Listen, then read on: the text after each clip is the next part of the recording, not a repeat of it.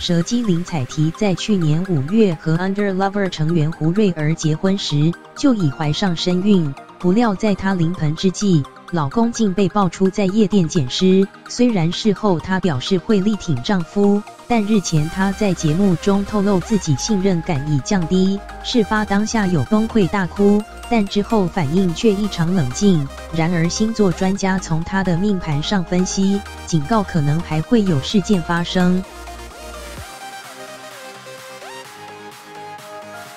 林采缇产后首度在荧光幕前露脸，在节目《小明星大跟班》上坦言自己是一个很没安全感的人，事情发生后对她的信任度降低，不避讳聊起当时情况，表示事件发生当天就有警察找上门，老公知道瞒不住，便对她坦诚。她在得知事情的当下有崩溃大哭，但隔天就立刻恢复正常，反应异常冷静。她解释可能是因为有小朋友的关系，为母则强，个性有点变了。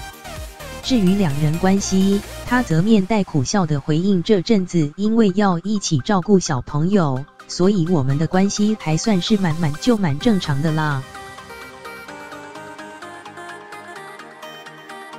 对此，星座专家安格斯从林采缇的命盘上分析，她这一生是为感情来还债的，刚好她命盘上的缺口就是胡瑞儿的天蝎座，直言这辈子你如果不还她，一切不会顺。接着他分析，因有3颗远行星逆行的情况，还会有事发生，事件之后老公会不会改不一定，从盘上看还是会有小事件发生。